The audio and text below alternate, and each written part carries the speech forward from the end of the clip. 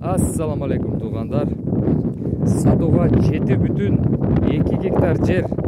Ошондо 7 гектар жер бир аз ашуусу менен 20 сотиги менен, ошондо 7 гектар 20 сотик жери менен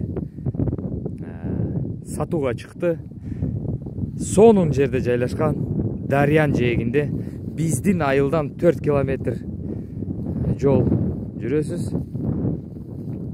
Ошондо машина менен, жеңил машина менен барса 10 мүнөттө жетсе болот.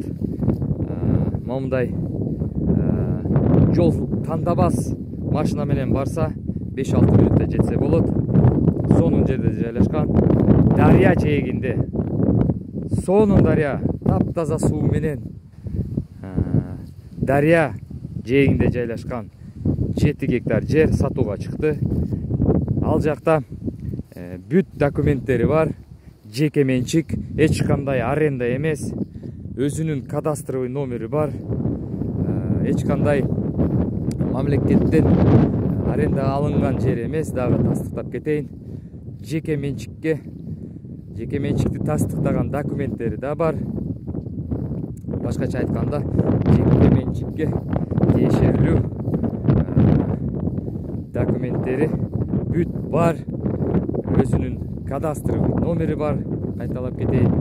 Ошондуктан ким кызыккан болсо чалыңыздар. Сонун жерде жайлашкан. Ал жакта малина, смородина, кулпунай тигем деген адамдар болсо кенен эле иштетип, ошол жерде курулуш жолдору дагы бар. Курулуш навес, ушундай жеңил конструкцияларды курганга мүмкүнчүлүктөрү бар. Ошондуктан ким кызыккан болсо чалыңыздар. Бир күндө оформление кылып, жеке менчик 7 гектар 20 сотиги менен ээ болсоңуздар болот. Баасы 780 миң. Келишим түрдө дагы бир аз түшүп бере турган ою бар. Ким кызыкса чалыңыздар. Биздин айылга жакын. Дагы бир кайталап кетейин, сонун жерде жайлашкан, суу маселеси эч кандай жок. Дарыянын жээги эч канча метр эмес, так Дарыя жээгинде 1 метр дагы бош жер жок. Сууга тийип турат жерлер. Жердин границасы межевание деген өткөн, межевание, то есть границалары, чегаралары такталган, анын тастыктаган кагаздары бар. Буюрса бүт закондуу түрүндө.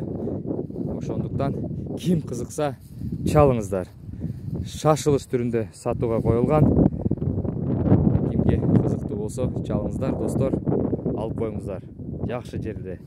Ким ошол малина, смородина кылам десе, эч качан уткузбайт. Бир сезондо эмес, жарым сезондо эле чыгарып койсо болот.